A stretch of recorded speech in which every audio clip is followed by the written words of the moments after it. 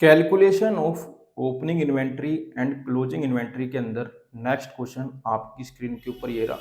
ये क्वेश्चन भी inventory turnover ratio पर बेस है। सबसे पहले क्वेश्चन को अच्छे से रीड करते हैं। ₹3 lakh is cost of revenue from operation, bracket में कोक्स लिखा हुआ है। Inventory turnover ratio 8 times, inventory in the beginning is 2 times more then the inventory at the and. Calculate opening inventory and closing inventory. देख लेते हैं इस तरह के क्वेश्चन कैसे करते हैं। सबसे पहले इस लाइन का मतलब समझो। Inventory in the beginning, inventory in the beginning का मतलब क्या है? Opening inventory. इज का मतलब क्या है? Equal to 2 times more than. अब देखो इसमें टाइम्स भी लिख दिया और मोर देन भी लिख दिया। इसका मतलब इसमें मल्टीप्लाई भी होगा और प्लस भी होगा। अब सवाल ये है मल्टीप्लाई क्या होगा और प्लस क्या होगा? इन्वेंट्री एट द एंड, मतलब क्लोजिंग इन्वेंट्री मल्टीप्लाई भी होगी और प्लस भी होगी।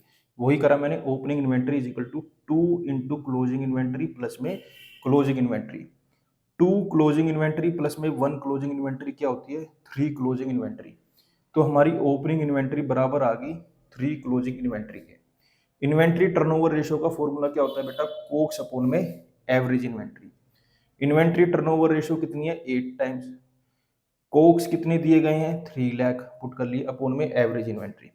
यहाँ पर मैंने क्रॉस मल्टीप्लाई करा। एवरेज इन्वेंट्री यहाँ डिनोमिनेटर में इक्वल टू के उधर जाएगी तो न्यूमिनेटर में आ जाएगी इज इक्वल टू 3 लाख। ऐसे ही है 8 लाख यहाँ पर न्यूमिनेटर में इक्वल टू के उधर आएगा तो डिनोमिनेटर में आ जाएगा। जब मैंने 3 लाख अपॉन में 8 करा तो मेरा आया 37,500। तो मेरी एवरेज इन्वेंट्री आ गई बेटा 37,500।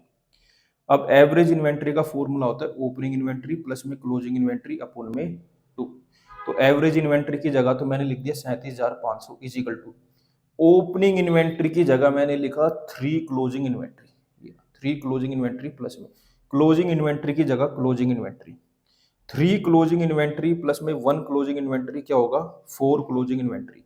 2 यहाँ पर डिनोमिनेटर में था, इक्वल टू के उधर जाके न्यूमिनेटर में हो जाएगा, मल्टीप्लाई में आ जाएगा। जब 37,500 को 2 से मल्टीप्लाई करा तो बेटा आ गया 75,000। 75,000 is equal to 4 closing inventory.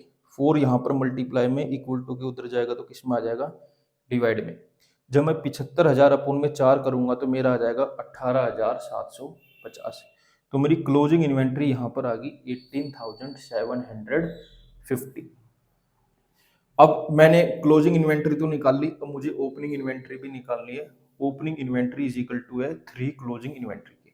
तो मैंने वही करा। Opening inventory is equal to 3 into closing inventory. 3 into closing inventory कितनी आई मेरी? 18,750।